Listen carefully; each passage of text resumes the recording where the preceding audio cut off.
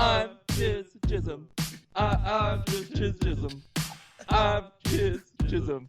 I'm just chizzum. I'm chizzum. All right.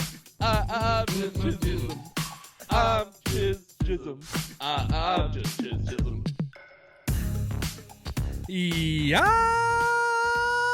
Hey, what's up, Fudgebuggers? Welcome to Pure Boys Podcast. You're in. And you're in me because I am Steve. And I'm also chizzum, but don't get it twisted. And I am Adam.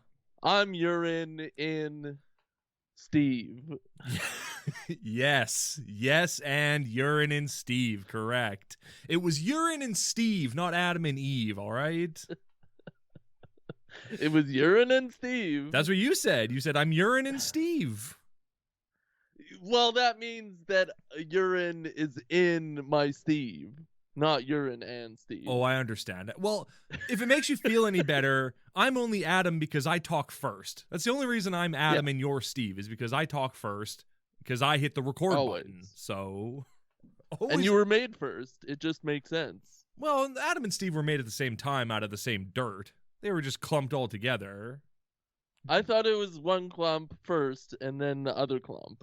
Well, there was the Nutty Professor, and then there was the Nutty Professor to the clumps. And that one had pretty much the same amount of clumps as the first Nutty Professor, but there was just more screen time for each and every one of the clumps. Like Grandma Clump is trying to bang around and stuff, and every clump gets a little story, I think. They're the clumps. They have to have a story. They have to be followed. This week, we're talking about 2004's Nutty Professor to the clumps. Bangarang. I probably would have liked that more. Hey, having watched both of the Nutty Professors in the last 5 years, I gotta say, the clumps is the worst of the two. The first one is way better than the second one. Even though there's more clumps in the second one, more is not better. Despite the clumpage. Despite all the clumpage, what you want, more clumps.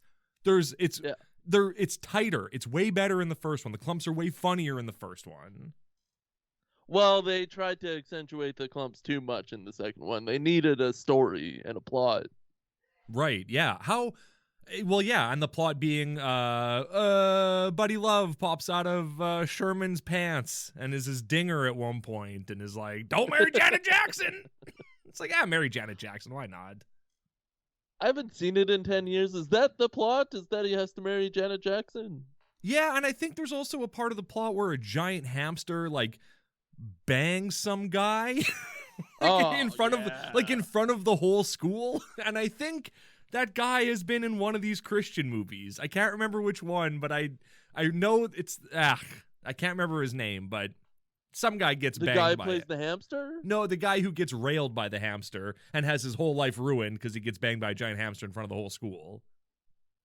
That's cool. He was a dad in one of the movies that we watched. I can't remember which one, but he was in there somewhere. Anyway, it doesn't matter. This week, we are talking about 2001's The Lalonde Brothers classic, Apocalypse 4, Judgment.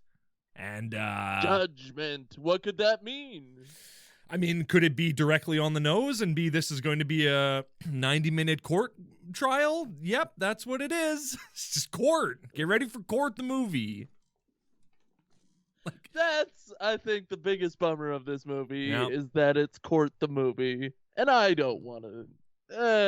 Right. It does leave the track for a lot of dialoguing. Hard dialoguing. Yeah.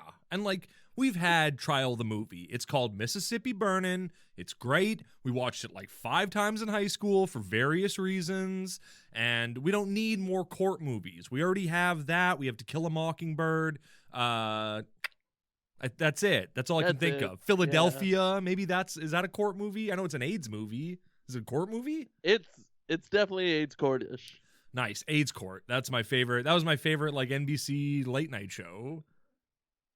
Officer and a Gentleman. Right, yeah. You want to know the truth about God? You can't handle the truth. He just goes, well. About God. They brought a gun.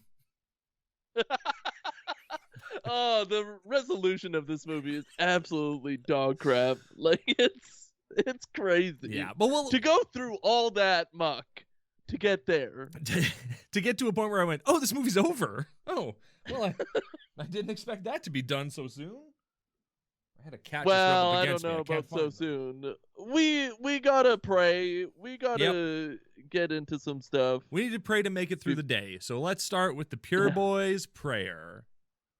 God bless our podcast. God bless all podcasts. We love you. Podcasts. We love podcasts as well. Name all the podcasts you love.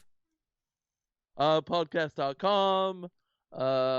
There's Conan, of course. Everybody knows Conan. Everybody knows Conan, my favorite show. That's about it.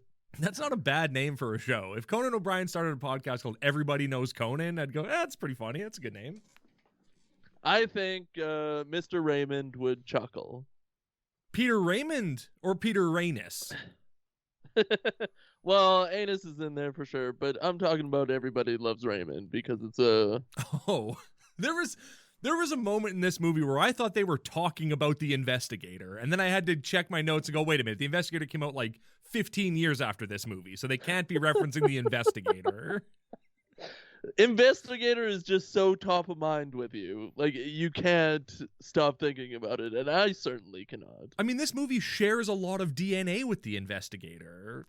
They're investigating the murder, the homicide of Jesus Christ in The Investigator. In this movie, they're investigating whether or not Jesus Christ is real or whatever. They put him on trial. That's the thing that happens. Which is like the 5th movie we've watched where Jesus or God goes on trial. Yeah, for sure. Christian filmmakers love nothing more than to be like, well, let's just pit Jesus and science head to head and see who comes out on top in this movie that we're writing. Well, like, I wonder who it will be ultimately. They always have the craziest reasons. It's truly wild. Oh, yeah. Yeah, but I mean, in this one, well, but wait a minute. We can't get into the movie yet because we have to do everyone's favorite segment. It's time for... The Kevin Sorbo Tweet of the Week. All right, I got a short one so we can get into it because I obviously want to. Nobody voted for Fauci. 11:02 a.m. on November 15th, 2021. I mean, what that says more about you than it does about us, Kevin Sorbo. Does it? That he took a dump that late in the day? Yeah. It says a lot about him. That's true, yeah. Bad breakfast again, but like, you know, not too bad. Well, no, really bad actually. If usually he'll dump at noon if he's had a bad breakfast. To dump at 11, that's like, what time was it? 11 a.m. exactly? 11:02. Oh. So there's a little wiggle room there, but maybe a mid-morning snack gone awry. Yeah, probably. Yeah, like he had like, I don't know, like he had a mimosa. Too many prunes? Yeah, way too many prunes. He had a mimosa that he made with champagne and prune juice. And he was like, oh, I should have done. Why did I think that was a good idea? It's just orange juice, not prune juice. And he had like 20 like dried prunes in the shower. Oh, yeah, always. You don't eat prunes in the shower? Well, you eat the dried fruit in the shower so it makes them moist. Yeah, because you want to buy dehydrated fruit and then rehydrate it yourself. That's a trick that they don't tell you about in the grocery store. If you buy dehydrated fruit and soak it, you get brand new fresh fruit after that. Yeah, you're saving in water weight like you wouldn't believe. You could buy 25 nectarines for $5 if you just buy a bag of dehydrated nectarines. Suddenly, and you're eating like Caesar himself. And it goes for meat, too. You get a dehydrated steak. Yeah. Wait, did you just say you got Me Too'd? No, meat. Oh, it's a meat too'd. Gotcha. Yeah. Well, this is a meat situation. Don't take away from the meat. No, true enough. I mean, Kevin, nobody voted for Fauci. I guess you're right about that. I don't really know how that works. But I'll tell you this, nobody voted for you to play Hercules, and you did a great job of it. So maybe being voted in isn't necessarily the barometer for quality that you maybe are acting like it is. Because you were great as Hercules. He was great at Hercules. We want the person on who hired him for Hercules. Lucy if Lawless. He's still alive. Yeah, of course, yeah. Aeolus. That was his buddy's name. Wasn't it something like that? Aeolus, or am I wrong? I think you're thinking of eating ass. Aeolus. Enos. Ugh. Hey, Kev. Sorry, thanks. I had it on the brain. Yeah, this guy's been trying to get a computer to eat his ass all morning, and it's fine. Jesus said that that's fine. It's in the Bible. AI. Yeah. Yeah. Yeah, AI, where A stands for ass and I stands for spelling eating incorrectly. As I was typing in these instructions for this computer to eat my ass. Right, into AI Dungeon, the best game ever made, yeah. Yes, but it boggles the imagination. It really tests the imagination in the beautiful way that only AI can. But as I was typing instructions for this AI to eat my ass, I was thinking a lot about what this said about me. Yeah, sure. Okay. Well, let's start with the fact that you're currently rock hard while you're just relaying the story of trying to get a computer to eat your ass. That says a lot about you. I wasn't rock hard. No, but you are now. You are now. Well, yeah. Talking about it now, I am. I got the most HD camera I could on my laptop just so my partner could see my tent. My penis tent. And by partner, he, of course, is referring to me, Adam. Yeah. By the way, I think that name change is permanent, right? Like, are Zacharoni and Jonathan dead? Steve. Yeah. Zacharoni and Jonathan are dead. We're Adam and Steve now. Whom? Exactly. I know Shakaroni, but I don't know a Zacharoni. Yeah, Jackaroni's cool. They should make like a kangaroo type movie with Jackaroni. Kangaroo Jackaroni. That's not a bad name for the sequel, yeah. That hopefully features more Kangaroo Jack in it. Oh, way more. The technology's finally caught up to... Yeah, we can have a photorealistic rapping kangaroo now, whereas we couldn't, 5 years ago, or 25 years ago even. For cheap, too. You could spit that to, like, some college student, and they'll spit it out in, like, 5 seconds. Oh, yeah. It's nothing to a college student. Are you kidding me? Do you know how educated they are? People don't utilize college students enough. They'll do anything for nothing. Oh, yeah. That's the thing. You give a college student a chocolate bar, and they'll do anything for you. Yeah. Yeah. But anyway, we're not here to talk about what college students will do for you. We're here to talk about 2001's Apocalypse 4 Judgment, starring everyone's favorite actors. I kind of think there's the one exciting actor that's in this. The last movie, we had Gary Busey, we had Howie Mandel, we had Margot Kidder, we had Sujit Varghese, just a who's who of great stars. This movie, we have like one big star in this one, and it's not Corbin Burnson, I'll tell you that much. I don't even know who that is. It's not? It's not to me, it's not. Who's Corbin Burnson? L.A. Law. Other things. Was he a lawyer on L.A. Law? I think he was the janitor. Oh, I just got to sweep up all this law. Sorry, everyone. Somebody was dramatic in court and swept all their papers off their desk, and now I have to clean it up. Corbin Burnson. He would always solve the case by connecting the dots from the strewn paperwork. Right, by looking through their Chinese food leftovers and putting it all together. Chinese food? Ah! Empty bottles of liquor and used condoms and Chinese food? I think that this person's innocent. Get out of my court. Yeah, you're being held in contempt. Lots of court stuff in this one. A lot of objections being made and then sustained. And a lot of testimony. That's it. Yeah, pretty much that, yeah. But hey, right away, so in the last movie, Helen got captured. She got put in VR, saw the guillotine, and was like, I'm going home to see my beautiful baby Bronson again. And then, shoot, that guillotine came right down. But then murdered. We find out in this movie, not murdered. She wakes up in a dirty old cell somewhere deep in the bowels of O.N.E. Very It's exciting. quite dirty. They do a good job at that. Moldy bread, bugs, a mattress on the floor. This sounds like our apartment that we used to share together. Goo. Tons of goo. Oh. The goo budget in this movie was out of control. Yeah, you think in a courtroom you're not going to see this much goo, but then you get gooed all over the place. Yeah, then it's like the Nickelodeon Teen Choice Awards. Everyone's getting gooed everywhere. And some surprising goo locations, like human goo locations. Mm-hmm, for sure. Well, especially considering when the jury reads their verdict and they're like, "We find the defendant guilty," and then all the people get covered in goo. Yeah, the jury gets slimed. Jury. And they go, we love it. We love it. Thank you, Macaluso. I would have loved more goo in this movie, to be honest. Yeah, me too. I mean, we get every scene has some goo in it, but I just want more goo.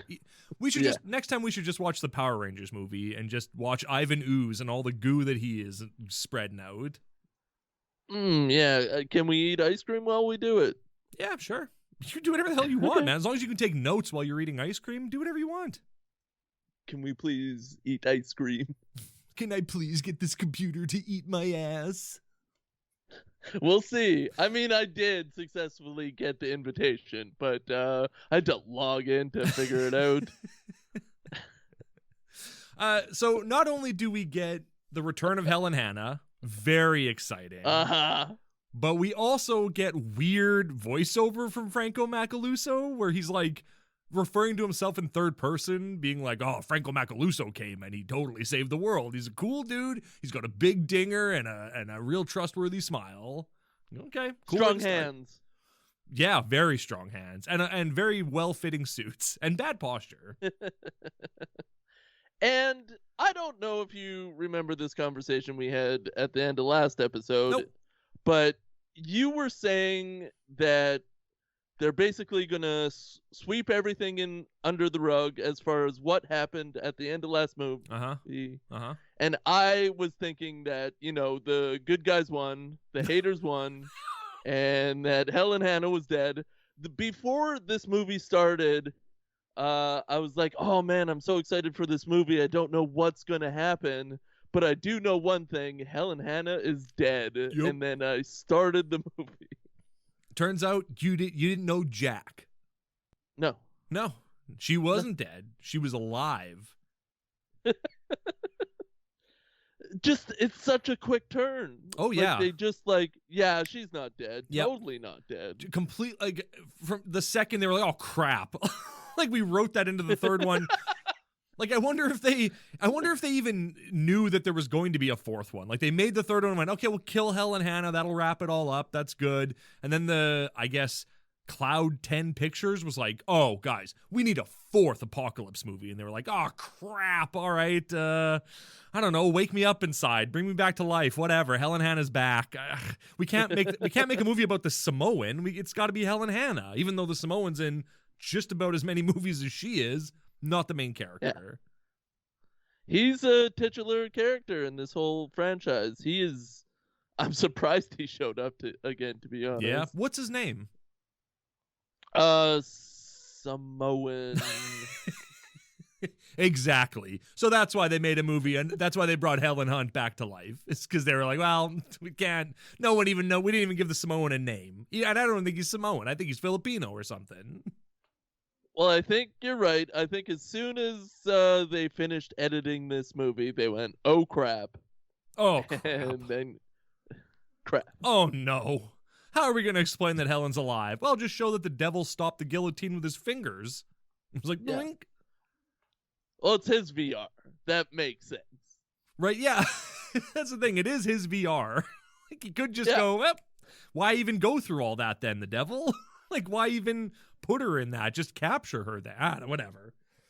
I think it's fun for him. Did you try to find out who Helen Hannah is as a real human being and what happened to this person? No, I didn't. I hope that you have some answers. I do not, kind of.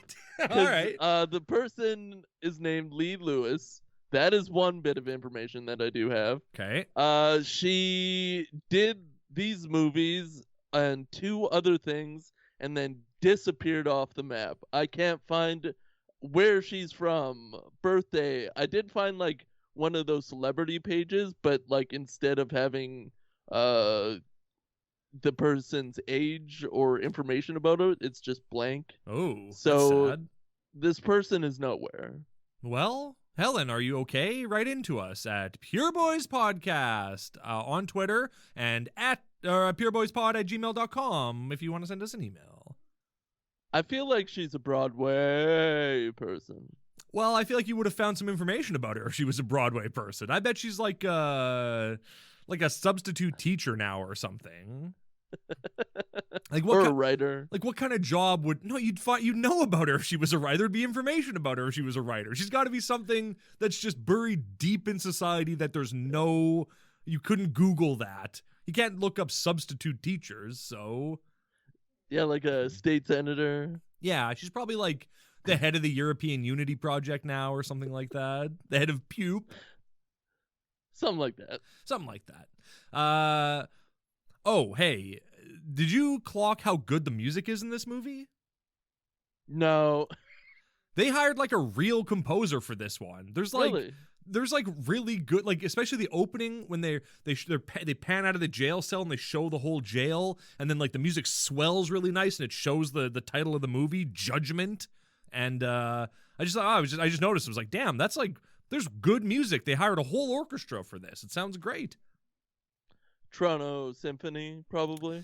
Probably like the Hamilton or the Brampton Symphony Orchestra. Yeah, like they couldn't get the Toronto Symphony, TSO. No way. Yeah, probably not. They're international. Well, exactly. I also saw something else very interesting in the opening credits. This movie, and I'm assuming some of the other ones, were produced by a man named Nicholas Tabarrok. Ooh. So there you go. Got him. So now we know where a Tabarrok board comes from. It's not Alex Tabarrok, the Canadian economist. It's Nicholas Tabarrok, a guy with money, I guess. They could be brothers. They could be brothers. That's a unique last name. So probably, yeah. Yeah, let's hunt it down. Next time we might have some information from you. Blow this thing wide open. Exactly, yeah. Yeah, well, maybe. We'll see. I don't know.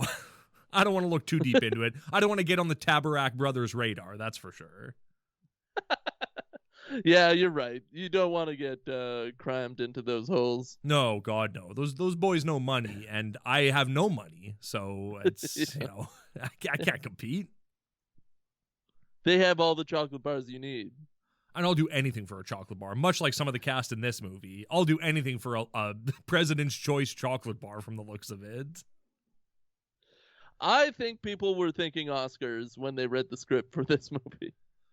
Hey, it's compelling courtroom drama. Yeah. It never fails. Yeah, it's some of those words. It's definitely courtroom. I don't know if it's compelling or a drama, but it's certainly courtroom. Yeah, the dramatic information was taken out of this movie. Yeah, and replaced with God's love. AI. So Macalusso's upset at the start of the movie. He's like, people aren't turning in haters anymore. Nobody, the world's complacent now. It's been 6 months since the Day of Wonders, and nobody cares anymore. It's like, yeah, man. People get complacent. They stop doing that stuff. And also, you're going to run out of haters eventually, right? Like, the tip line is going to dry up eventually. Isn't that the hope? And you're apparently still in the game after all the haters' successful plans occurred. Yeah, like 3 months ago, they showed the world that footage of you. No. 3 months ago, they jacked the feed. Yeah, 3 months ago, they jacked the feed and showed the VHS tape to everybody. And then, just within a couple of days before this movie, they interrupted your feed and showed the footage that Helen had secretly filmed on her iCamera of you being like, I want everyone to go to hell, and I don't care about the people who follow me. I want them to all go to hell with me and burn forever. Your whole plan. But everything's fine from the sounds of it. It didn't change anything. You hung Bronson Pearl. Well, yeah, you hung Bronson Pearl live on TV. Nobody cared. Nothing happened. That's still canon. Yes, even though they don't mention Bronson Pearl anymore, he doesn't come up in this movie, and he's probably not going to come up in the next movie, so just say goodbye to him. Just a flashback. Come on. Yeah, or even just a name drop. I'd settle for that. Yeah. I'd settle for Hannah being like, I can't wait to see my beloved Bronson again, or something like that. He was so trustworthy, and Time recognized him for it. I just can't get it out of my mind. Bro, not only did Time Magazine recognize Bronson Pearl, they also recognize Hannah, Helen Hannah. Later on in this movie, we see a Time Magazine with Helen Hannah on the cover of it. Somehow. No. Yes. Not as Man of the Year, obviously, because she's a woman, but with an even more bonkers headline that I'm just like, how is this Time Magazine worthy? What is Time Magazine? I mean, irrelevant in 2021, but what was it in 2000 to people? I want to see the last movie again because there had to have been a Time Magazine in there. How could they just skip that one? No, man, I don't think so. I think we would know. I think we would have caught that. We have eagle eyes for Time magazines. Well, I do. You missed the one in this movie, apparently. Yeah, I was out to lunch. Yeah, you didn't watch this movie. I barely. Yeah, I love that Macaluso's plan. He's like, I want to spread bitterness around the world. So the best way to do that is to publicly put Helen Hannah on trial, I guess, in a kangaroo court. And that will somehow spread bitterness around the world. Let's go, how? Why would anyone care about this? Like, anyone? This is going to be the trial of the century. This is going to be the biggest trial that humanity has ever witnessed. And it's really going to destroy the haters. Yeah, and most of it is going to be taken up with some stupid goddamn boat metaphor where the prosecutor brings a friggin' paddle to court to show a paddle to people for no reason. I mean, we'll get to it, but it's dumb. Maybe bring it up in the opening statements, but for both sides of this trial to continue to bring it up continuously throughout the whole movie is absolute insanity. Trial of the century, the biggest trial in human history, and all it will be remembered for is a boat metaphor that was stupid and was kind of relevant, but also do a better opening argument than that. Then everyone's in a boat together and she doesn't want us to row the boat. It's like, that's not very convincing, if I have to be honest. We are all rowers and we all need to row towards unity. Unity, one nation Earth. That's what we need to row towards. Yeah, that's the waterfall that goes up. Oh my gosh, tell me about it. Tell me where that waterfall goes all the way up, if you know what I'm saying. It's weird that they don't talk about waterfalls going up in a positive manner. It is weird, yeah. I mean, they play Waterfalls by TLC in this movie a lot, but they don't ever address that it's about going up the waterfall. Well, as soon as they start talking about the boat thing, raindrops start falling as far as audio. Right. As far as audio goes, there's lots of rain in this movie. As far as video goes, there's lots of trial. Goo. Mm-hmm. So Corbin Burnson plays the gooeyest lawyer in town. He represented the haters once in a court case, and now his ex-wife Vicky has blackmailed him into representing Helen Hannah in the biggest trial in human history. And he's not thrilled about it. The goo man himself, he's being shoehorned into a scripted trial for people he has to hate. Yes, he is given a 350-page script that he has to memorize and then go to just court. Have out. Yeah, he does just have he's just reading it in court at some point. Hey, objection, Your Honor. He's reading from a script? That seems not appropriate, right? Sustained. I feel like it's the perfect crime because you have to have paperwork as a lawyer. Exactly. And no one's going to suspect you brought a whole script to this court case. That's the last thing. You brought a script to this? What are you trying to get in the next Batman? Why are you reading this script? No, I'm just the next Batman. Yeah, not Robert Pattinson's. We're talking about the next when they inevitably reboot it in 4 or 5 years from now. Who will it be then? Will it be Corbin Burnson playing Batman? I think. I hope so. From janitor to Batman? That's quite a journey he had. Batman to janitor, janitor to Batman. I think he was one of the original Batmans. What do you want, a walkie-talkie right now? Janitor to Batman, Batman to janitor. Do you read me over? Those are walkie-talkie names for sure. Exactly. Oh, Batman here. What's up, janitor? Hello, janitor. This is janitor. I do like that Batman says "what's up" a lot. I think that's really cool. He does? Yeah, he says it all the time. He's like, Alfred, what's up? I didn't hear that one. Oh, he's always saying it. He's like, hey, you got my new suit? What's up with that? Hey, you see this guy with Joker face? What's up with that guy? So is this in the comics or the TV? Everything. Watch any Batman thing. Every time he shows up, he's always like, what's up? He'll like drop in on a bunch of criminals and be like, what's up, criminals? And then scoop them up and shove them into the shadows, all spooky-like. You describe it expertly. Thank you. Well, I love Batman, so. We love Batman. We love. And all Batman. Of course, and Batman all over the world. Helen is charged with hatred of the human race, which is like, who isn't charged with that these days? You know what I'm saying? Well, don't sue me. I won't. I won't.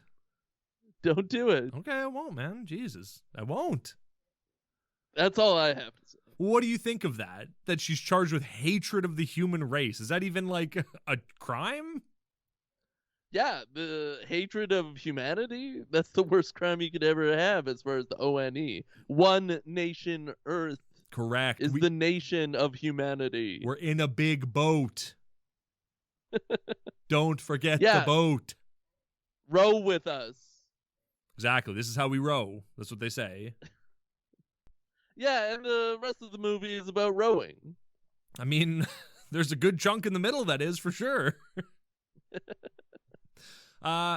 We flash to the a group of haters, Helen's crew of haters that are just, again, have no idea what happened to her. Like, they don't know. Like, in the last movie, they didn't know where she went. She just disappeared, and they were like, you know, she's been gone for a while. And then they hear, oh, Helen Hannah is on trial for the biggest, the biggest trial in human history. And they go, oh, crap. Well, I wish we would have paid attention to her. Yeah, I feel like they were all holding each other's shoulders and watching her video at the end and thinking she was dead. Like, we all were. Well, we all held our breaths a little too tight that evening. But I think they hear about the trial and Mr. T's there talking a bunch of platitudes. This is the celebrity I was talking about. This is the casting that I was like, well, this is going to be a great movie. Mr. T himself is in this movie, playing a character named T. Pretty great. Pretty perfect casting as far as I'm concerned. Well, it has to end in a T. Any name that is ever given to him has to end in a T. How else is he going to know that he's the T? Exactly. That's the only way he can act, is if his character has the same name as him. Otherwise, if his name is Andrew, they go, Andrew, he won't respond because he won't know who they're talking to. Unless they go T or Mr. T, you go, I'm not Andrew, I'm Mr. T. And I go, Mr. T, you sound a lot like Batman. Yeah, what's up? What's up, everybody? God helps those who help themselves. That's right, and I'm going to start murdering people if I get the chance. And you can't stop me. I can't wait to murder people. He wants to murder people, and he wants to do it in God's name. That's basically his thing. Exactly. As he murders people, he goes, this is for God. And then he bang. This is for God. Bang. And he's a badass. Praise him. Bang. Praise his name. And so who else is in the haters? We got Mr. Friggin' T. We got the Samoan. We got Selma, the wife of the pastor that was murdered in Revelation. And then two other people. Right in front of her. Exactly. And her daughter, who I guess is dead. Her daughter's gone. She's not in this movie. And not even mentioned. Just gone. I think O.N.E killed her. No, she was at the end when they were in the furnace. Hugging. Oh, yeah, she was in the furnace. She was there. So maybe she died in the furnace. Everyone else got out except the daughter. You're like, oh, whoops. Oh, well. Yeah. God wanted to take that one. Well, her belief wasn't strong enough. She hadn't had years to ingrain it in herself. She was a new convert. Went to hell? Yeah, she went to hell. Yeah. Of course she did. Of course. Cool. Everyone goes to hell, man. What are you talking about? Well, if she wasn't saved in the, oven. No, exactly. If you're not saved in the oven, then you're going to hell, buddy. That's how it goes. That old saying. Exactly. Mr. T is like, oh, we could break Helen out of jail. And they're like, how? There's 5 of us, and like we're not eating very well, and like we're on the run. How are we going to break her out of jail, Mr. T? What's your plan? Oh. All they have to eat is chocolate bars, apparently. And 1 green apple. Oh, okay, that tracks. Do you think they have an orchard? Yeah, in that grubby warehouse, they have a whole orchard of Granny Smith apple trees. Delicious.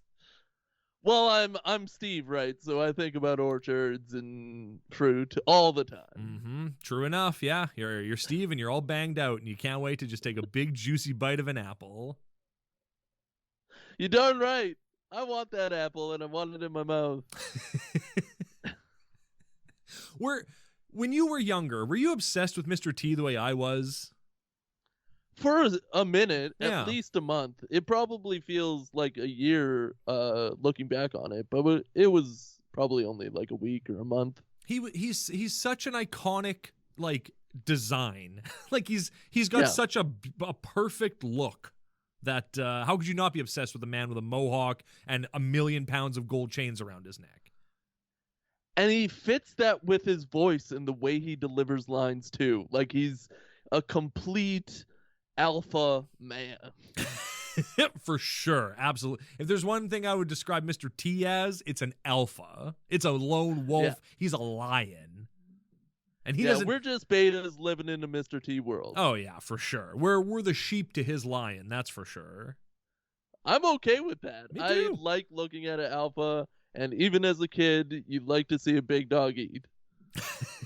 Yeah, dog's got to hunt, and that's Mr. T out there shooting guns and loving his mama, killing people with stamps, which is different.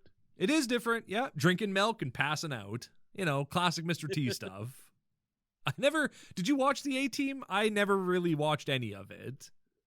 No, not really. I might have saw an episode or two. I forget. I mean, Rocky, I probably liked him from, but there was other stuff. Clubber Lang, right. He was in Rocky 3? Is that the one? Yeah. Yeah. I just know him from pop culture and from just being a man named Mr. T. That's and that's enough for me. I don't need more than that. You're perfect the way you are, Mr. T. Also, we follow you on Twitter, and you're religious as frick, and you are always tweeting religious stuff, and I love it. He was on everything. He was everywhere, and you just wanted to breathe him in. Mm-hmm. And boy, what a smell he must have. Oh, the stench coming off Mr. T. Hi, it's Mr. T. I stink horribly. My neck is green from all the metal that I put on it, and I smell like rust all the time. You're not allowed to mention stench, stink, no bombs. in an airport, certainly, yeah. Or around Mr. T, but definitely not in an airport. No, you could never get Mr. T in an airport. He's afraid to fly. You need to drug him. You need to roofie Mr. T in order to get him on an airplane. That's a fact. It's consensual roofing, though. I don't think it is. I think they always trick him and then roofie him. Then he wakes up in he wakes up in like Egypt and goes like, how do we get here? And they go, look, you don't want to know what happened while you were passed out, all right? How do we get you through customs? It doesn't matter. Don't worry about that. Well, for the A-Team, for sure. Of course, yeah. That's his life. Anyway. So, great world building. I love that about these movies. Hey, man, I have to keep it going. We have to keep moving forward. Yeah, you're right. We have to get to the end of this. Yes, you're right. Somebody has to keep driving the ship. So, yeah. the boat, the boat and that we're glad all that on. You do it. The World News Network is represented in this. They're filming the court case. There's like a big giant seal in the courtroom, like a stamp seal that says One Nation Earth on it. They spent money on props in this movie. It was pretty impressive. Well, they are filming it all in the courtroom, but they do a really good job of creating like a theatrical scene where the cameras can catch every angle. Oh, yeah. Do you think that that's an actual courthouse, or do you think that it's like the Brampton City Council or something like that? I think it's on a stage. I think they built this themselves. Oh, well, I disagree with that, but they definitely added to it. They definitely added things to it for sure.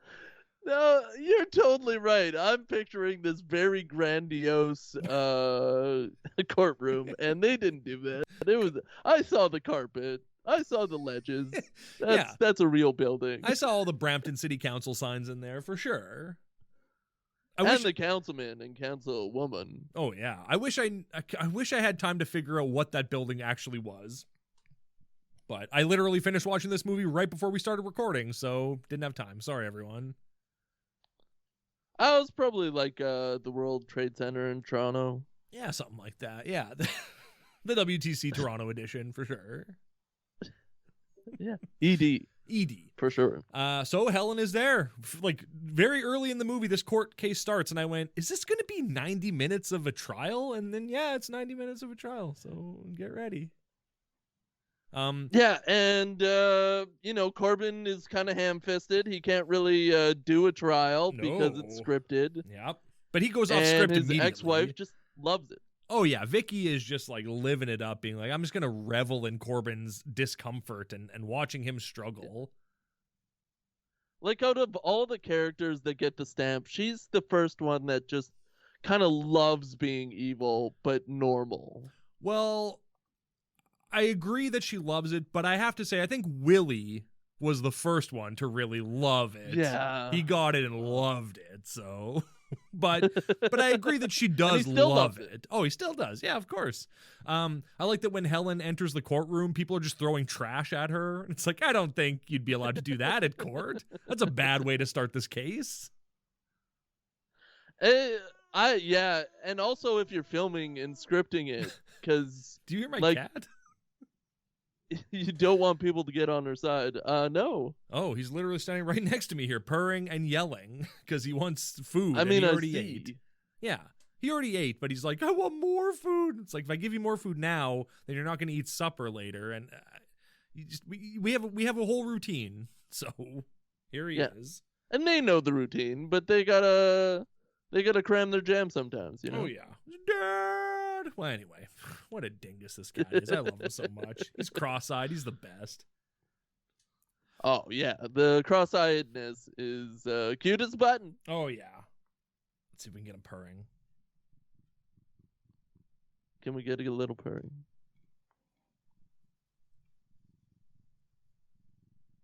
Yeah, I think we got a little bit of that. I think there's a little bit of purring in there. Anyway, sorry. I'm completely derailing the show here. My apologies. Put an Exante goo on it. Will do. I will edit that part and make it even more impressive for everyone, so it sounds real loud. Yeah, impressive. Yeah. So, the court case starts. Judge Thornton Wells is there to preside over the proceedings, even though it's all a fake kangaroo court. And the prosecutor's whole thing is, I'm going to prove that that Helen hates. She hates me, she hates you, and she hates our glorious world. And she doesn't want to row. I mean, most importantly, maybe. And she doesn't want to row. Yes. Do you want to explain the the story that this lady tells to start the trial? Vicky, the prosecutor? Well, Vicky basically says that One Nation Earth is striving towards a perfect world. Yeah. A world of peace, a world of powers where you can move things with your mind. And logically, we should follow Satan as we would row a boat together towards this glorious goal. Yeah, kinda. Yeah. I think she says we're on a boat that's heading towards a waterfall, and then Macaluso shows up and goes, hey, if we all row together, we can save this boat. And so everyone rows together and saves the boat, but Helen is like, I don't want to row. I want to drive this boat off the waterfall. And that's the metaphor. And then she brings a paddle to demonstrate that this is what a paddle looks like, and Helen won't even touch this thing. There is a physical paddle. We're not joking about that. No. I believe you are correct. I do love that she brings that paddle, and then when when Corbin does his opening statement, he picks up the paddle and like mocks her, and it's like, well, this is a stupid thing. Yeah, we're all rowing together with your paddle. You can see her being like, yeah, I didn't write the script, man. I'm not thrilled with how I present myself at the start here. It's not great. I look like a dum-dum to start this whole trial off. Doesn't he also call her correct? Like he says that she's right. We are in a boat. Yes. We're all in a boat together. Like Red Green taught us, keep your stick on the ice. We're all in this together. And she just doesn't want to row. That lazy hater doesn't want to row. That's what you want to do as the defense, is immediately agree with the prosecution. Oh, yeah, for sure. It's big. I love that she's like, Helen Hannah would be knocking paddles out of hands and pushing people out of the boat. It's like, true. Give the boat metaphor a rest, lady. Give it a rest. Yeah. It's already too much, and this is just the beginning of the boat metaphors that I probably conked out during, because mentally I just didn't have the space for it. Mm-hmm. No, I get it. It's embarrassing. Like if that was my opening argument, and I brought a friggin' like, do you think the night before? Well, no, never mind. This whole trial's a fraud. What are we even like arguing about? She didn't write this. She didn't choose to do this. No. Like. The Antichrist was like, you're going to bring a paddle to court and you're going to wave it around. She goes, is that going to help? I don't think that's going to help. I feel like she wrote this for herself. Well, I feel like she wrote this for herself. She loves it. You can see it in her eyes that she loves talking about rowing. Oh, yeah, that's what she's passionate about. She tries to work that into every conversation that she has about rowing and how much she loves rowing and boating in general and all kinds of stuff. The only thing I would have wished for her opening statements is that she would have been like, a world leader shows up and tells us that we need to unite and start paddling port side to head to the shore. If she would have used more nautical terms, like instead she just says it's a boat. It's like, well, call it a vessel at least or something like that. I would have liked her to bring in a boat. Like get a bunch of like greased up men and plop down like a large canoe and like demonstrate how different rowers work. Right, and have other people being like, I'm Helen Hannah, and then knocking that paddle. I don't think her description was clear enough. Like, she needed to demonstrate what she was talking about. Yeah, like some woman in a wig that kind of looks like Helen Hannah. Knocking out oars. I mean, get the blind woman from Revelation to do it. That'd be the perfect way to bring her back. Oh, hi, I'm Helen Hannah. And just go. The perfect role. I'd love that if they did that. And then Corbin's like, objection. Like, what is this crap? Oh, sustained. It's fine. Let them scripted. Let them enter a boat into evidence. It's fine. This boat isn't to scale. This boat is metaphorical evidence. Well, the best kind of evidence as far as I'm concerned. Of course. So, some guy tries to kill Hannah, or Helen Hannah, first day in court, tries to stab her.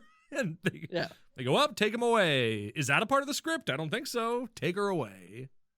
I believe it was planned because Corbin says to his ex-wife, like, don't be surprised when I get, like, hurt or whatever.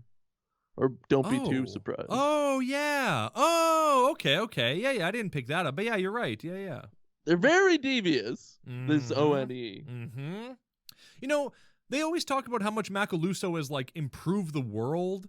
But, like, they don't really show how. The world doesn't look like a better place. The world looks considerably worse under Macaluso, other than peace in the Middle East, which, like, we're in Haiti. Who cares? Whatever, Middle East. Yeah, sure, we're not getting bombed, but there's little pieces of newspaper everywhere. Yeah, the streets are filthy. There's billboards everywhere. All we see is dumpster, like fires and barrels and stuff like that. And people are like, this is a better world. And I go, how? Yeah. Like, in what ways? My lawn is filthy. There's no guns anymore. How are you supposed to, I don't know, hunt or anything? Get food for yourself? Where does food come from in this world? Who's farming? What's going on? And Helen tries to bring this up. She tries to tell Corbin to ask them, all these witnesses that the prosecution is bringing up, at what cost? Like, they have the general of the armies, and he's like, oh, there's peace everywhere. And she's like, oh, at what cost, Corbin? Tell him, ask him at what cost. Yeah. Like, nothing really. Yeah, at what cost? I don't know, my soul, a thing I don't believe in, so fine, yeah. Here's my soul. Fart noise. Yeah. Again, like, even with the devil, like with Macaluso, it's just like, say that you don't love God. It's like, all right, I don't love God. Well, see how easy that is? It means nothing when I say it. Well, I don't love God. I'm the king of France. It doesn't matter. It's all words. I cross my fingers. It's fine. Well, also, we're God's favorite podcast, so we have that in our belt.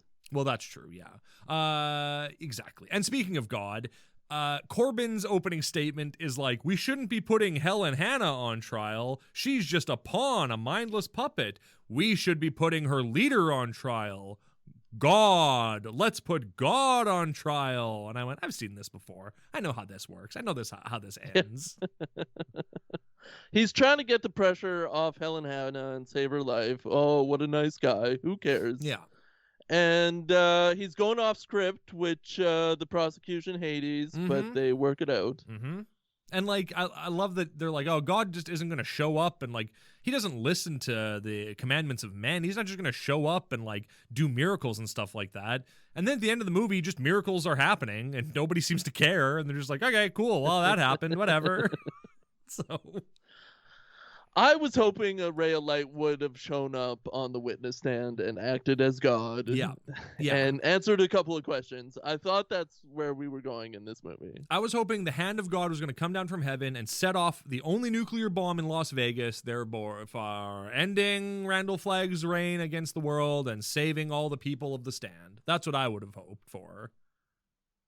I don't know the words that you just said, but I love Las Vegas, baby. Me too, man. Vegas, baby.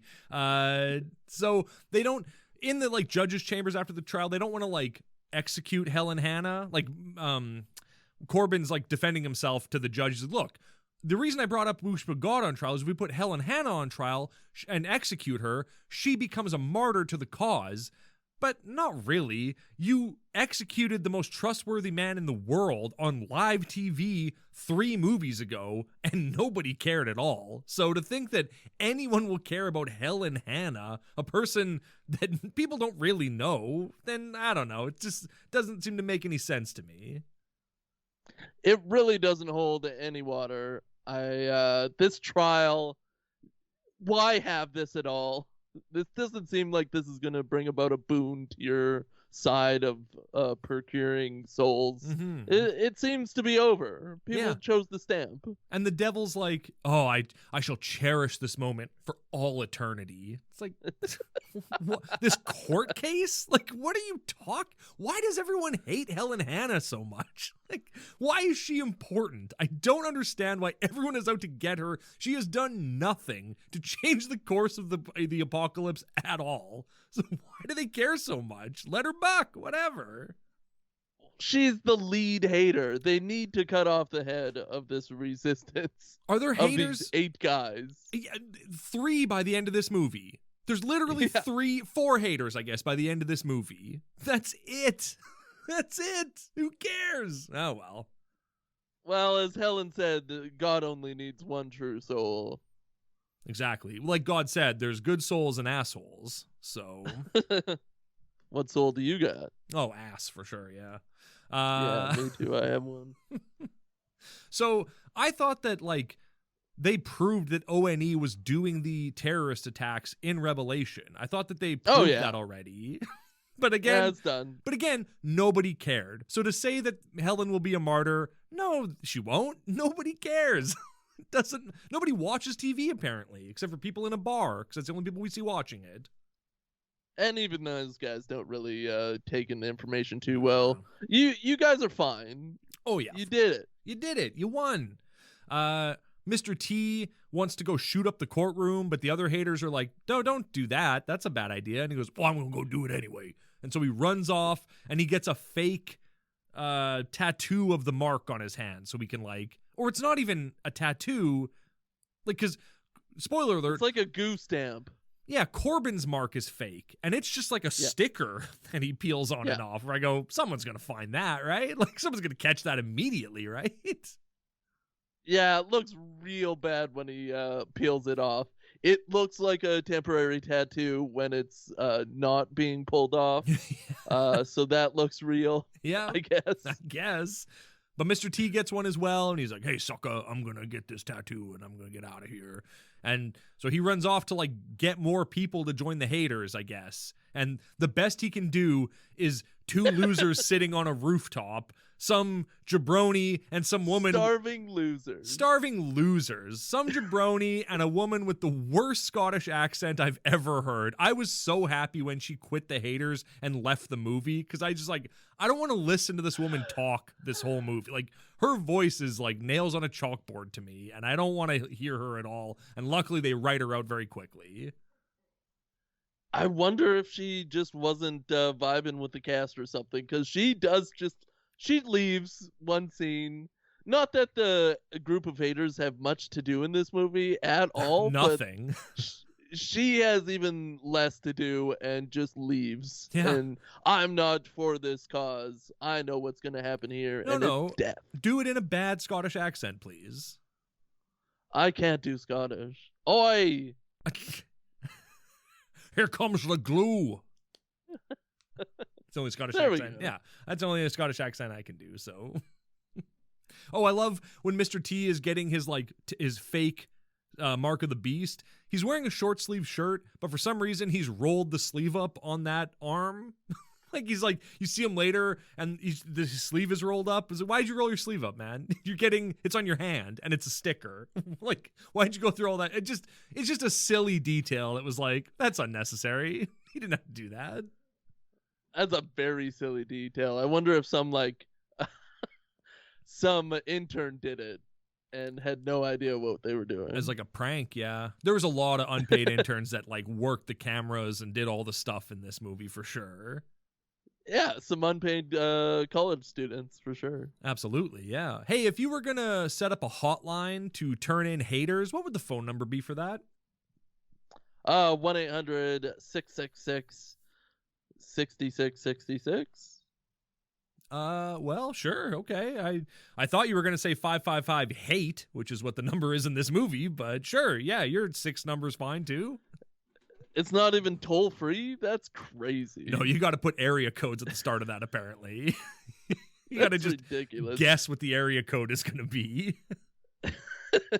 Guess where we are, haters. That's right. I love that the phone number is everything in this movie.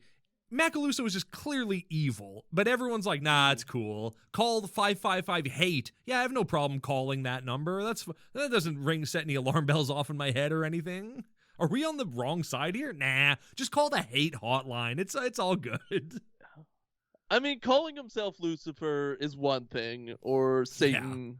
Yeah. That's a whole separate thing. You can separate a name from what it means, but to just call 555-HATE and not have a thing in your mind of evil. It's just interesting that that everyone just goes, "Yep, this is fine." And the fact that they all rally around this world leader is that's nonsense, right? I hope that I'm smarter than getting sucked into a cult of personality around some figurehead. It's such a silly thing to hitch your whole life to is one person. Just seems nonsensical to me. I think the freedom of it is enticing. Fair enough, yeah. It's you just let go and let God, or in this case, let go and let Macaluso. You never have to have a thought again in your life. You just do whatever the leader does. Yeah, well, exactly. And if the leader wants to show up at your house and ask you why you only have one bullet in your gun, you get that experience. You get to experience that. The one bullet gun ending is absolute trash. I do like that.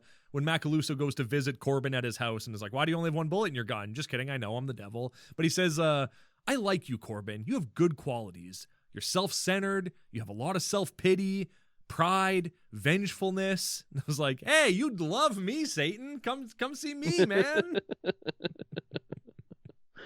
Satan loves him. He does. And Corbin's like, wow, that's a nice compliment. Thank you, Satan. Thank you for the compliment, Satan. Thanks for telling me I'm self-centered and vengeful. I appreciate that. Yeah, this guy's not evil at all.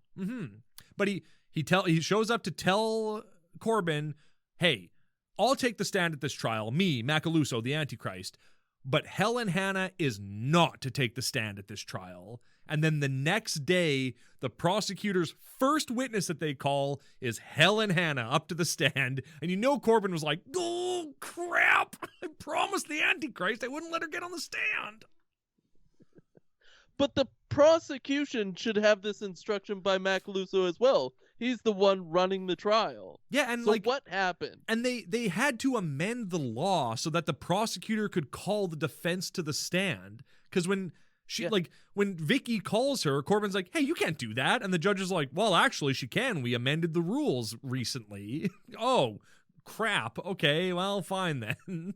The devil's not going to like this. The only thing I can think of is that Macaluso didn't want Corbin Burnson to prep the witness for what they were going to do the next day. You're probably right about that. Yeah, he was like, don't let her in on the fact that this is a kangaroo court and this is a fake trial and we're going to bring her out there and embarrass her. Yeah, just forget about it, stud. Exactly. Hey, stud, it's fine. So they, where are we here? Well, anyway, Macaluso was like, make sure I get on the stand before this trial ends. I want the last word on this whole thing. And so they talked to Helen. They talked to the leader of the Peace Corps. They talked to all kinds of people. And most exciting, though, one of the witnesses they called to the stand is Willie, Wheelchair Willie from Apocalypse 2 Revelation. He's back, and he's greasier than ever.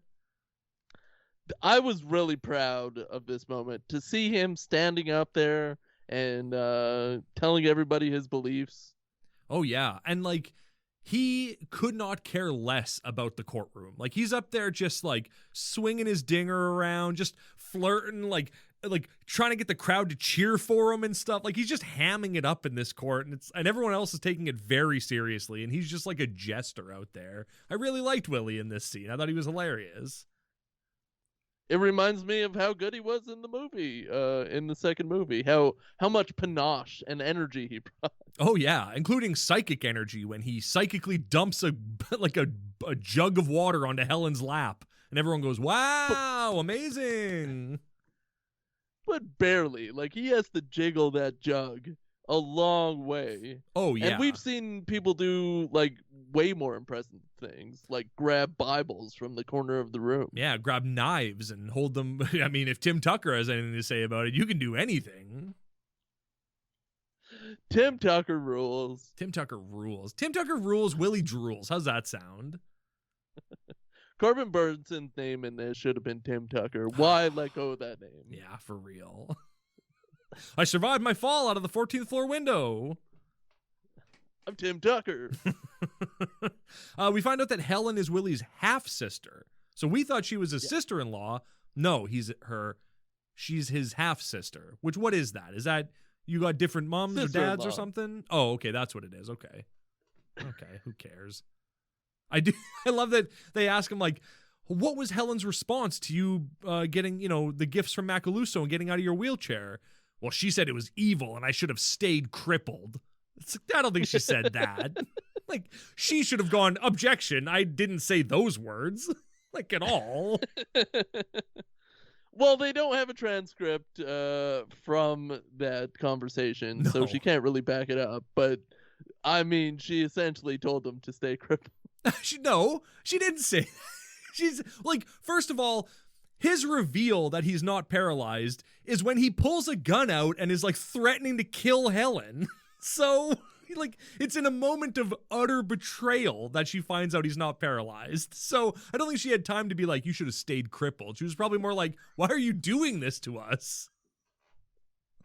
She mouthed it. Oh, like for sure when she he had did. the gun on her. Oh yeah, like when Corbin, her lawyer, says to her, mouths to her, "You can't expect me to cross-examine every witness." It's like, yeah, man, that's your job, isn't it? I thought that's why you're here. That's almost the title. You can't expect me to cross-examine every witness. The Corbin Burnson story. Willie reveals that he used to be in a wheelchair, and the crowd is shocked. Like, haven't miracles like this been happening everywhere? Yeah. Didn't we all get something in the Day of Wonders? Yeah. Like, we all got like stuff. A crazy thing. And they're like, oh, wow, I can't believe he psychically moved that water jug. It's like, you all have psychic powers. What's the shock here? I don't get it. Barely spilled that water. I wasn't impressed. No, yeah. Anybody could have done that. Anybody can make Helen wet. But especially her half-brother. With water. Yeah, for sure. Oh, yeah. So I love that Corbin's cross-examination of Willie is just, do you love your sister? And Willie goes, well, love is a little strong. I would say I hate her. It's like, okay, well, that's a little stronger, I guess I would say. It's easy to love. Yeah. It's hard to hate, for sure. Oh, so hard to hate. Yeah, for sure it is. But then he catches him. He's like, hey, before you got the mark of Macaluso, did you love your sister? And he's like, yeah, I love my sister so much when we were, yeah, for sure. And he goes, well, there you go. Now you got hate in your heart. Busted, buddy. And that really draws the crowd in. That really changes the mind. He has hate in his heart now. It's like, you all have hate in your heart. It's the whole thing. But this is Corbin's first blow. This is his real jab at the prosecution. Mm-hmm. And it's a good one. It rattles Vicky, like, so much. Oh, yeah. She's shook. Like, I love that afterwards when they go to the judge's chamber, she's like, how dare you ask him if he loved his sister? Corbin's like, do your job, lady. Like, don't get mad at me because I'm doing better than you right now. Yeah, they meet in the room after with the judge a lot. Yeah. And his defense is always like, just do your job better. I'm here to defend. Just do your thing. And the judge's line is always, I wish we wouldn't be having these meetings. I don't like having meetings in my office, so we're not going to have any more. And then the nenext day at court, meet in my office, please. We got to talk more. So I hate that you're here. They're called chambers, too. Ugh. But he loves the sanctity of his chamber, that's for sure. Oh, yeah, he's the O.N.E chamber guy. Mm-hmm. There's a funny little moment where Corbin goes to see Helen. She's in like an animal cage in a room, not even like a jail cell, just a cage, literally a cage. But whenever Corbin goes to visit her, he's got this like video scrambler device where he presses a button and the camera feed cuts out in like the security guard's office. And he does that every time he goes to see her. So they catch on and bust him eventually. But like when he does that, the guards don't notice because they're watching two female guards get changed on another monitor. They're watching these women get undressed. And one of them goes, wow, look at that. It's like...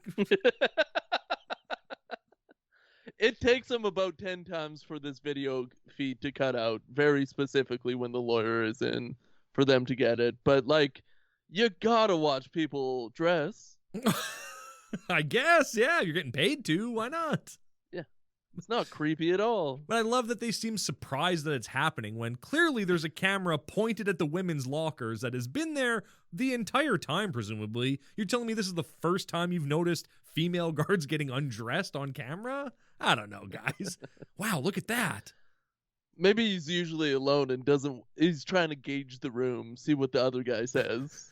Yeah, for sure. Hey, wow, look at that. My God. Well, we shouldn't be watching this, right? Or maybe we should. What do you think we should do? Watch it? Is it 10:45 already? Oh, shift change. There goes Julia, off to go get changed. Must be shift change. See you later. Yeah. So, like, Corbin is just, he's not having Helen at all. Like, he's just, every time she says something about God, he's like, please stop, like spiritualizing everything. Can't we just have a conversation that doesn't somehow turn back to God? Can we just have a regular conversation about this world of the devil we live in? she wants some real talk. She wants to get a candle out, maybe a bologna sandwich, and really hash out their relationship before he defends her. For sure. Oh yeah. And not only does she want to hash out their relationship, she also doesn't want to die. No, she's really keen on living or going to heaven, which is dying. Yeah, I found that weird that she was like, I don't want to die. And it's like, well, you accepted it in the last movie. Like, you were totally cool with it. And you know that when you die, you're going to go to heaven. Why would you want to stay here and be miserable? Like, die and go to heaven then. And be put on trial. This is not the world for you, Helen Hannah. You already agreed to that. Yeah, and you won. Like, you're out. All you have to do is die, and then all this crap is over for you. Like, you don't have to put up with this anymore. They're giving you a one-way ticket to heaven. Take the ticket, Paradise. Right? Yeah, take it. You're in. You're good to go. So just go. Yeah. Famous last words, you're in. Yeah, exactly. I'm in, and you're in, Helen Hannah. Double H. You're willing to sacrifice the safety and security of the entire world for your beliefs on the afterlife? Yes. Ugh, okay. Seems kind of selfish, but fine.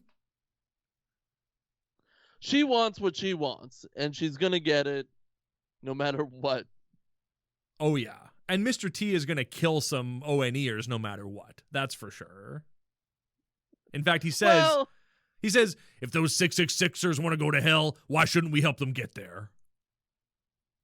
Well, yeah, he's brought back the losers, and he wants some heads to roll. Oh, yeah. And everyone's like, don't do it. Like, don't kill people. You'll go to hell if you do that, Mr. T. And he's like, I don't care. I have a big cross around my neck. I'm fine. Thank you. But I brought more people back. Now we can go murder people, right? I got more. I brought in 2 so we can kill 2. That's how it works, right? Yeah. Let's go now. I got a gun. So I made a mistake. This is the day when Helen goes on trial. It's not the day, it wasn't the day before when her brother and the other, now Helen goes on trial. And still more boat metaphors, still holding a paddle, still doing all of that stuff in the prosecutor's cross-examination. And yeah, it's just boat. It's boat. So Corbin gets to talk to Helen. He gets to examine Helen on the stand, and he goes, "What's 2 + 2?" And she goes, 4. And Vicky goes, "Objection! She's not an expert in math." Perfect objection. Sustained right away. Sustained immediately. The judge, shut up. What are you talking about? She's an expert in that math, we'll say. How about that? Basic addition, I think we're all experts in that math, right? Yeah, I could say 2 + 2 is 4. Yeah, of course. Does that make it true? Yes. Yes, and, well, if 2 + 2 = 4 and everyone in the world decided that it equaled 5, would that make it true? No. No, it would still equal 4 because the truth is absolute. I thought you were going to cheer when I said that. I was waiting for your applause. Thank you. Thank you. I think this is the best evidence I've heard for God existing. That 2 + 2 = 4, and if we said it equaled 5, it would still equal 4. Exactly. I've been a real aloof party boy when it comes to God, but now I'm in like Flint. When you put it in number words. Well, here's the thing. You're an expert at math. Unlike Helen Hannah, you are an expert at math. You're in. You're in. I call to the stand Jesus Christ. Objection. Of course. What do you mean? How? Overruled. Yeah, overruled. You let you shut her down when she said that Helen's not an expert at math, but then when Vicky calls Jesus Christ, even if Jesus Christ was real, well, I guess everyone knows Jesus Christ was real, but he's not alive now. He died 2,000 years ago. So even that's it'd be like I call Julius Caesar to the stand. Well, you can't. He's dead. He existed, but he's dead now. But he did come back once, so maybe he could again. Maybe he could take over the body of the judge and walk over. It would have been great if Helen was just like, here's my chance. Oh, it's me, Jesus Christ. I'm speaking through Helen. Like, why didn't... It grows a blonde beard. Just no beard. Just Helen acting. Just being like, I'm Jesus Christ. Acting? I'm here to show the world I exist.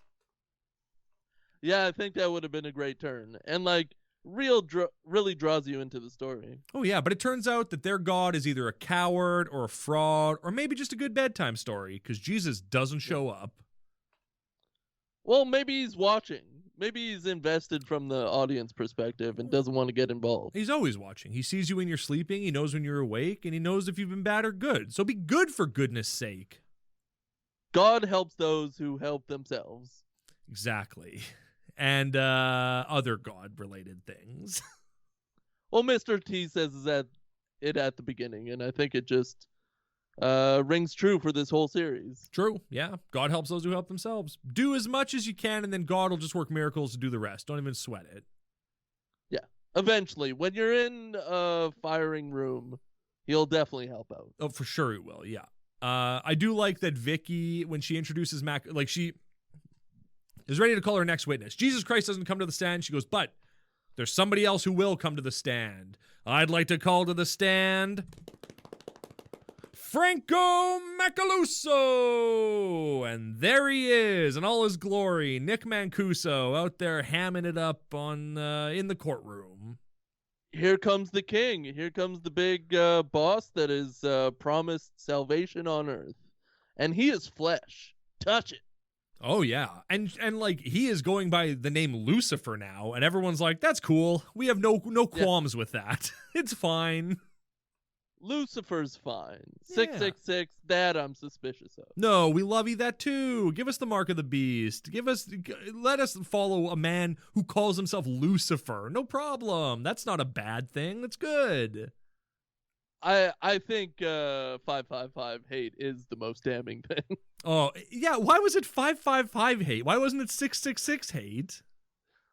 That could be a real number, probably. They use 555 in the film industry.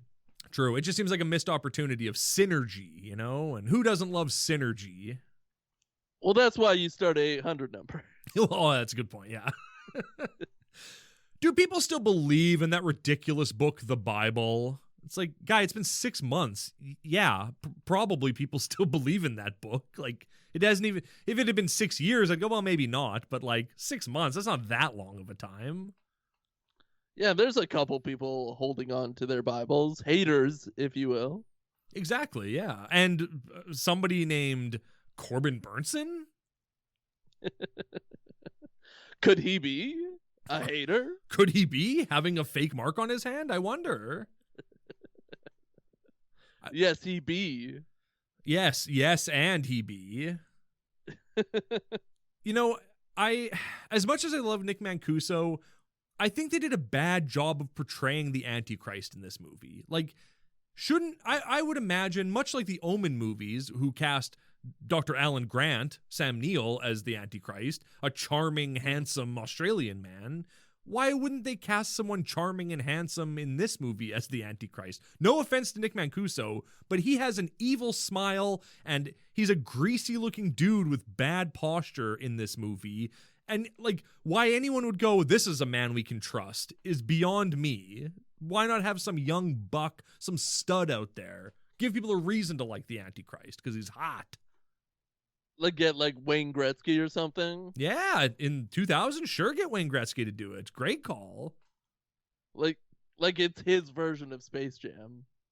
Well, his version of Space Jam was D2 the Mighty Ducks when he shows up to go, hey, good luck in your game, guys. And they go, wow, the great one. Wayne Great One Gretzky. Saved him $250,000, that's for sure. Yeah, well, I mean, it cost them much more than that to get Wayne Gretzky in their movie, but worth it. Yeah, very much so. I feel like Frank Mancuso is looking good in this compared to the other movies. I thought he looked a little less greasy, Oh. I thought his hair was a little bit more coiffed and washed. Well, he cut that ponytail and his off. makeup was better. You got rid of that ponytail. But, I mean, why not go with a hot young stud? You're right. Right? Why not get, like, I don't know, Taylor Kitsch to play the Antichrist, or Taylor Lautner. Gilmore. Doug Gilmore. Famous Yizhead, Doug Gilmore. Yeah. They should have got Doug Gilmore for this in oversized clothing. They should have got James. Just like they should have got James Marsden. They should. That's all I'm saying. They should have hired James Marsden to play the Antichrist in these movies. He's perfect for it. He's handsome. He's young. Pacey. Pacey? Yeah. Isn't that from Dawson's Creek? Yeah, but wasn't Pacey Katie Holmes? No, Pacey was the man. No, you're thinking of Dawson. No, the other man. Joshua Jackson? The teacher. Yeah, Joshua Jackson. You're talking about Charlie Conway from Wayne Gretzky's D2 The Mighty Ducks. Yeah. Okay, yeah, I'm on board with that. That's good casting. Well, he starred in Skulls. Well, yeah. Yeah, at that point, he probably had already, yeah. Sick. Of course. So Corbin's back at his office after this ridiculous court trial. It was blah, blah, blah, blah. He's back at his office. He's looking through his file about Hannah, and we see the Time magazine cover that Hannah got on, or Helen Hannah. God damn it. Helen Hannah, the cover of Time magazine that she's on, which I guess she got on Time magazine before Bronson Pearl got the most trustworthy man in the world, Man of the Year. It's pretty impressive. Had to have been. Pretty impressive. And she was probably like so proud of this, but then once he got most trustworthy man in the world, she was like, oh, my magazine sucks, because her magazine is We're number one, but the we're is crossed out, and above it is written Weird number one. Aliens, demons, and psychics mean big ratings. So, whoa, oh, boof. I guess what a boof. I guess her Time magazine article was about how she's a trash reporter who like basically works for the Inquirer or something. Like it's like, oh yeah, psychics and aliens, that's what sells on television. Wow, yeah, you want to be on? She's shoveling crap news into our mouths, and you better love it. Oh yeah. Well, we're gonna put her on the cover of Time magazine. I love it. I'm gonna look up who was on the cover of Time. Like, who was Time magazine's Man of the Year for the last like 10 years? Who were they? Kendrick Brothers. Lalonde Brothers, yeah. Time Cop star Reginald Val Johnson. Okay, yeah. Yeah. Hitting the brakes is Reginald Val Johnson, of course. Hercules. The character, not the actor. Of course, yeah. But the picture they used was of the Rock's version of the Hercules, which really burned up Kevin Sorbo. Yeah, and then they corrected it the next Time magazine with a picture of Xena. They went, whoops, sorry, wrong character. Yeah, we didn't even want to mention that guy. We accidentally put Ted Raimi on the cover of this magazine. I can't believe we did that. What fools we were. That's cool. Corbin gets like an invite to go see the haters, I guess, so we can get some like evidence to help Hannah. And when he gets there, he's like, what do you want me to do in court? Sing Amazing Grace? And Mr. T loses it and like almost murders Corbin because of that. Like he lunges at him like a panther and everyone has to hold him back. And he's like, oh, kill him. It's like, man, you just calm down, Mr. T. You're not helping your case. But he's so filled with yiz that it's bursting. Probably thick with yiz, which we do not recommend mixing. No, that'll mustard gas. Yeah, turn you into Mr. T against Corbin. Turn you into mustard tea. But that's just who he is. He's got to get after it. He's fiery. He's got that spirit in him. He's filled with the Holy Spirit, if we're being honest. And I'm pretty sure he hasn't gotten to murder anyone yet. And he just... Ooh, he wants to so bad. All his life he's wanted to murder somebody, and he's finally going to get a chance, and they take it away from him. He's held like 4 different guns, and he hasn't got to shoot one of them. Not even at the girl that leaves. No. But then he gets a chance because O.N.E agents kick in the door, kill Mr. T's wife and some other guy who was a part of the haters. And Mr. T, like, I love that they all have guns, but clearly none of them know how to use them because Mr. T and that other guy shoot full clips at these O.N.E agents and hit nobody. Like, don't hit a single person, and then a big CGI explosion happens. Oh, sorry, the explosion's not CGI, but all the debris that flies towards the camera like it's a 3D movie is all CGI. Very well done. Yeah, those perfectly unsinged cardboard boxes weren't in a huge explosion. That's crazy. Yeah, it's beautiful. Really good comp work. You can barely even tell that it's CGI. It masked so well. They blew up a building in a previous movie, and they couldn't have like a small explosion in a contained room. Well, I feel like they spent all their money, their practical budget money on burning down a church in this movie. So, yeah, that's probably true. So I guess it's like the last day of the trial or the second last day of the trial.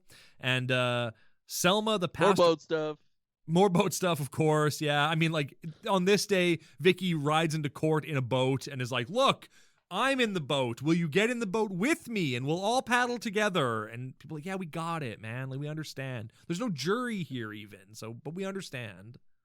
And it's not even on wheels. It's like flown through on strings. Yeah, it's psychically flown into the courtroom. Yeah, using 100 men. Oh, yeah. Yeah, all these hunky, shirtless dudes all concentrating to fly this boat in. Yeah, no nerds. I mean, you can see the strings attached to it, but it's implied that it's like psychically flying. It's pretty cool. Not nerds, yeah. No. So Selma shows up to like be a character witness for Selma is the pastor's wife from Revelation. She saw her husband get killed right in front of her by the recently blown up. Recently blown up. Yeah, shows up to court with crazy hair, just dirt all over her face, dirty clothes that aren't done up properly, and is like, I'm here to shower. Yeah, at least splash some water on your face before you, at least straighten your clothes. You didn't have to come here straight from the explosion. You could have changed first or something. But instead, she looks deranged and is like, I'm here to tell you about God's word. And they go, Helen's like, oh, okay. I wish someone else had come. I wish Mr. T was here instead. Can we get some makeup on this lady? Can we clean her up at all? Like, she looks deranged. Oh, no. Mr. T's wife does die, though, right? Yeah, she gets shot by the O.N.E agents right in front of him. They, like, point a gun at him and then go, yeah, we're going to kill your wife instead. And he's like, no, my wife! They have a hug that lasts too long, even for a marital couple. Yeah, well, Mr. T won't let her go. He's like, I know you're going to die in the next scene. Please. It's not real, Mr. T. Let me go. It is real. It's real to me. So take after take. Selma's on the stand talking about stuff, and Vicky is cross-examining her and being like, so, the resurrection of Jesus wasn't real? And Selma's like, it was real. And Vicky's like, oh, Evidence. I'm rattled now. Oh, I'm rattled. Oh, no. Evidence. Yeah, exactly. The fact that, well, A, they have no evidence, but the fact that Vicky's like, the resurrection is an impossible task, when just, I don't know, 7 or 8 months ago, all nuclear weapons and millions of people just blipped out of existence. And they still have the audacity to be like, yeah, a guy raising from the dead, that's impossible. Okay, sure. Psychic people powers. People are moving things with their mind. You rode in here on a flying boat. Now you tell me what's impossible with God, all right?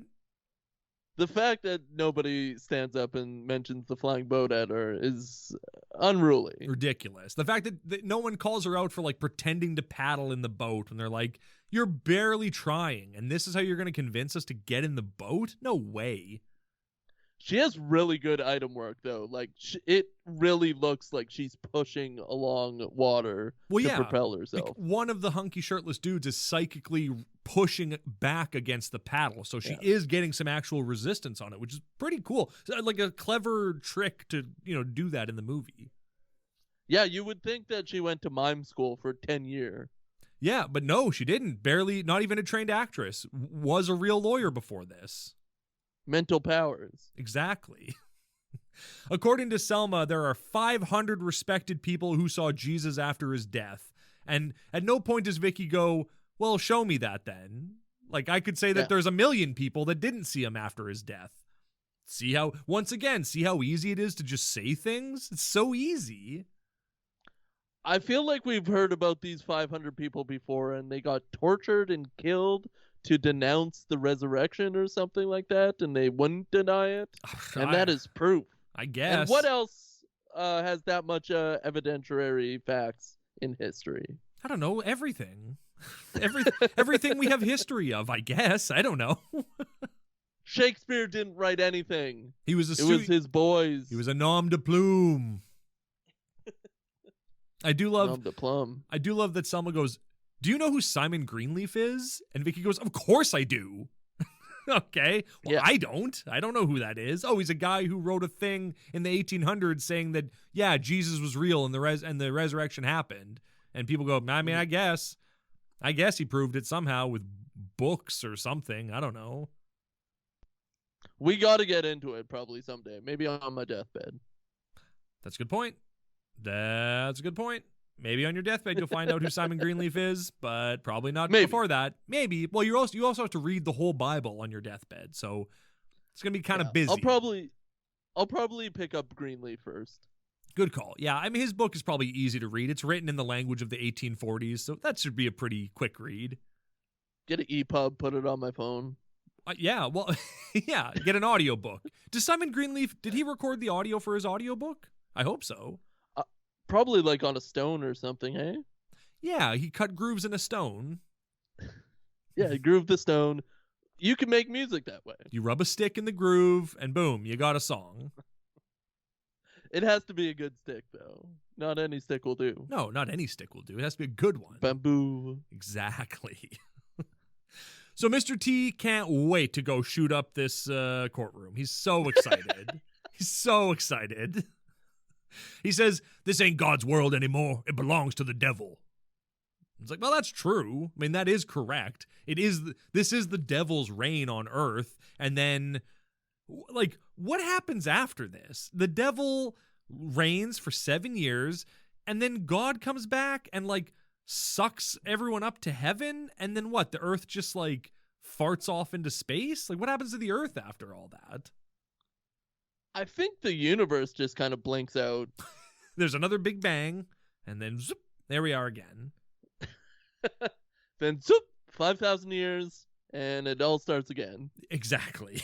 Maybe. I guess we'll find out in the next movie. Hopefully. Oh, man, do you think there's going to be a Bible part 2? I think it's about time. We've been waiting 2,000 years for a sequel. Give us a sequel. I don't want an update. I want a sequel. I want a brand new sequel. Tell us about what happens on Earth 2. Explain it to us. But who's Jesus? Well, I'm assuming he'll be Jesus in that one too. Well, we got to find him. We got to find him, but not this week. Maybe next week.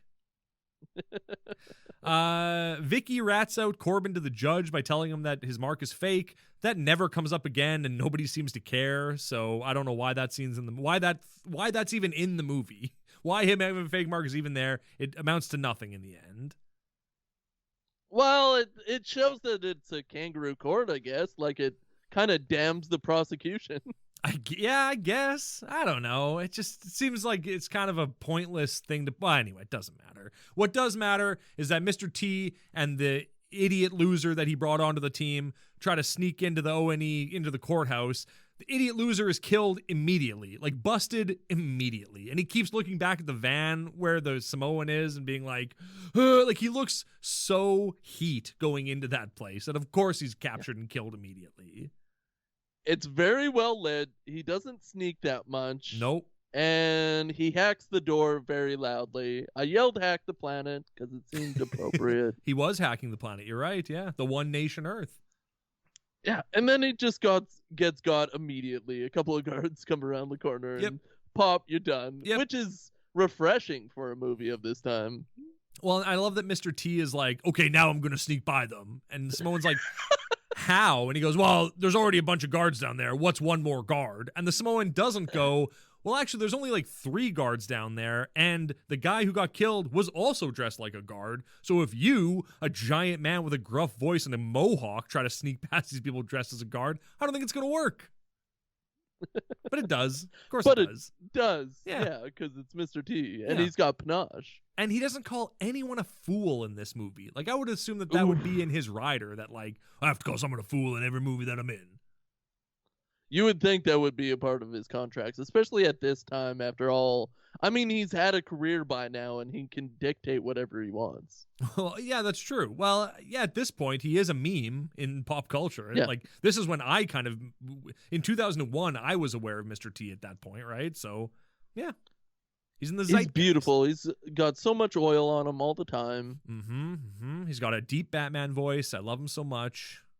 And that's why he's able to slip through the cracks and get into this O.N.E headquarters. And he sneaks right in, no problem. And now we're on the last day of the trial, and Macaluso gets called to the stand again. Helen thinks that she's going to get called to the stand by her lawyer, Corbin Burnson, but instead he goes, I call Franco Macaluso to the stand. And she's like, how dare you? Yeah. And you're shocked. Yeah. What's his plan? Well, his plan isn't a very good one. Actually, his plan is kind of good. I kind of like his plan, if I'm being honest. So his plan, so Franco Macaluso takes the stand. Corbin Burnson pulls a gun out.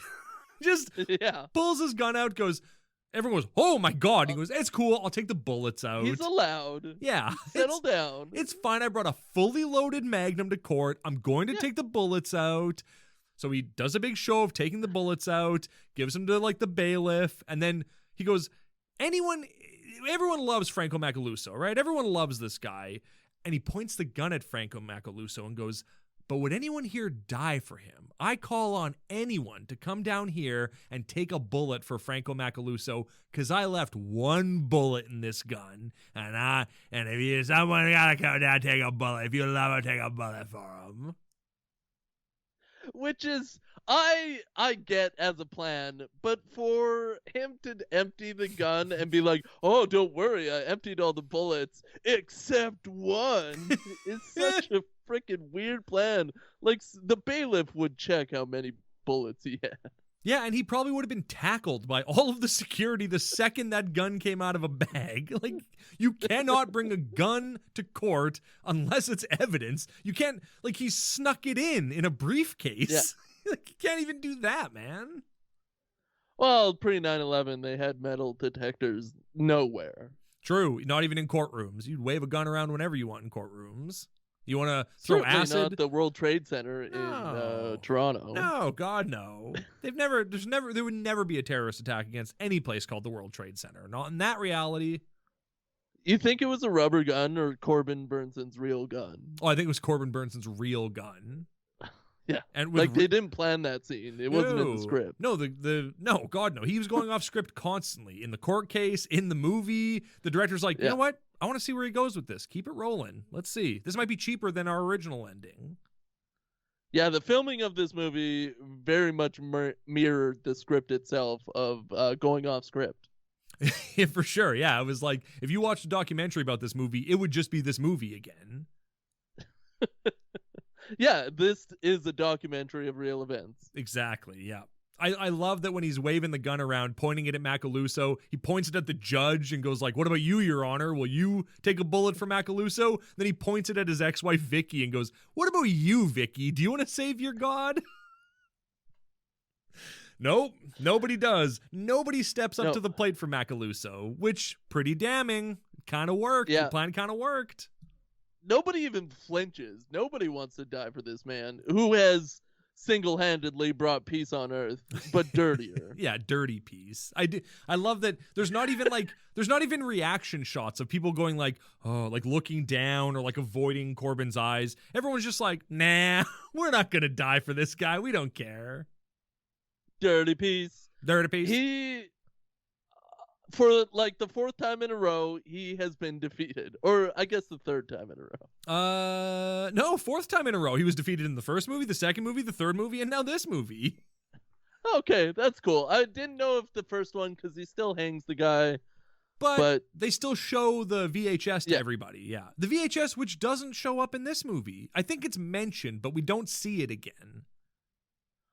Yeah, I was waiting for it. I thought he did get it at one time when the haters reached out, but it was just a tape recorder, and I was very sad. Yeah, just a dumb tape recorder that he doesn't even listen to. He doesn't care. He listens to maybe 15 seconds of that tape recorder and goes, "Oh, stars above." Like he's listening to Helen crying and sobbing and going like, "Though I walk through the valley of the shadow of death." And then he rewinds it and listens to that again and rewinds it and listens to it again. And it's like, what are you trying to get out of this, man? Like, are you trying to get your nut? This is a weird way to get it. You live in the devil's world. Just call a pro or something. Props, though. That's pretty cool. Like, Pretty that's cool. off script. Oh, yeah, when it comes to nutting to something. Of course. Yeah, he looks into the camera and goes, "I'm going to bust. Hey, I'm going to bust." He loves going off script, Mhm. whether it's with masturbatory pleasure or the trial. What if God conquered this death with his love for us? Huh? Huh? What? What do you mean? Can you say that again? Run it back? What if God conquered this death with his love for us? Oh, that's powerful. That's powerful. That makes me believe in God. In God. Yeah. So meanwhile, while Corbin's out there waving a gun around in the courtroom, Mr. T is trying to break Helen and Selma out of the cage that they're in. And he like gets the keys for the cage and he's like jiggling them and just jamming keys into the lock. And it's like, man, if it doesn't work first turn, try another key. Like, stop trying to make this key work. It's not going. It would have if it was going to work. Nope. He's a bull that rushes at every problem. He's very true to his character throughout this movie because keys are a problem for this man, and he doesn't have the patience for more than one key. Yeah, and as two cucks, we can recognize a bull like Mr. T when we see one. We know I can smell a bull from a mile away. I know a bull, and it's T. We have guys like that coming at us all the time. We're Adam and Steve. We're the real scent. That's right. We're the real scent. So Mr. T can't get this door open, and then a guard shows up and is like, "Who the hell are you?" But then, as Mr. T's going, an announcement comes on that's like, "Alpha Team, get to the courtroom. Corbin Burnson's waving a gun around." And so the guy leaves, and then the door just opens, and I go, "Oh, so like God does do stuff." I get like God will help when it's time to break people out of jail. I guess. But when it comes to proving a woman's innocence, he goes, "Nah, I'll just break her out of jail later. Why do I need to prove her innocence?" When it comes to Helen Hannah and Gary Busey, God's got their back. Everybody else, Busey. Not so much. Busey's gone, baby. He's not in this movie. Yeah, but like God had his back in the movie that he was in. That's true, yeah. He led him to a church, which I think is the church that they burned down in this movie. I think it's the same church. I think he starved and died first, but yeah, the same church for sure. Yeah, I'm pretty sure it is. Well, anyway, interesting. So I guess the case is done. Nobody comes to defend the devil, and so everyone like tackles Corbin and they take the gun away from him. No, he puts the gun on Vicky's desk and then walks away. Yeah. And then she takes the gun and goes like, "Hey, Corbin, up yours, buddy," and then just shoots him and kills Corbin. Just murders him in court. Why? And then Corbin has the most normal, untheatrical death that's ever been shot in film history. Just kind of slides down and then he's gone. It's so over the top. He basically puts his head on his hand right, he's and wilting. Like fades into the. I like. Doesn't she say something about like go see your dad or something like that? Doesn't she have some kind of line where she like drags his dad through the mud too and then just murders him? Cold-blooded, unnecessary too. She says, "My commitments were never in question. You were a fool, just like your father." And that's pretty brutal coming from a past lover. And then murder happened. Yeah, she's already shot him at that. He's dying as she says that to him. And he just doesn't even get to retort. He just goes, well, I guess I'm going to hell because I never said I love you, God, or whatever. I never said I believe in God. So I guess I'm going to hell forever. Bye. Well, he didn't do enough Hail Marys, that's for sure. Absolutely. And then we find out from a newspaper. This movie ends with a newspaper telling us that it was a mistrial and Helen escaped. And then we cut to credits and there's like almost no resolution. It's just kind of whoop, then it's done. See you later. Well, at least this movie has the balls to have no resolution, unlike the previous movie, and then just undo it immediately. Yeah, that's true. Yeah, I wonder what Helen will get up to next now that she's escaped and on the lam. Do you think she's going to show the videotape to the world? Do you think she's going to keep trying to show the world videotapes? I hope so. I want more videotapes for sure. That's what this movie was really missing. Mm-hmm. Cut down on the boat and the rowing and increase the amount of videotapes, and you got yourself a hit. What if they combine the two and show a bunch of videotapes of people rowing boats in the next one? Would that work for you? While watching videotapes? Yeah. Like in VR? Yeah. Oh my God. Could you imagine? Then I'm in. Could you imagine rowing a boat in VR? Oh, how amazing would that be? With God by your side? Yeah. Stroking towards unity? Yeah. Yeah, I can see that. If I ever run for president of Haiti, my campaign slogan is going to be stroking towards unity. Boats.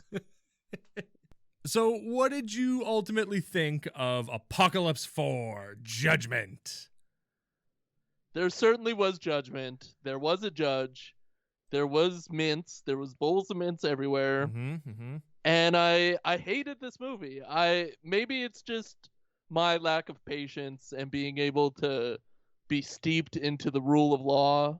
But I really hated this movie. I looked at the clock every 15 minutes and wanted it to end. Sweet God. Well, that makes me sad because I love this movie. I love everything Mr. T is in, and I will support him till the ends of the earth. Follow him on Twitter. He's the best. I already love it. I already love it. I already love you. I love you. I love you. We love you. I'm chizzum. I'm just chizzum. I'm chizzum. So did you layer vocals? Yeah, kind of. Chizzum. All right. Is it all me or Yep. is it you as well? I'm chizzum. A little bit of both. I'll tell you once we're done recording.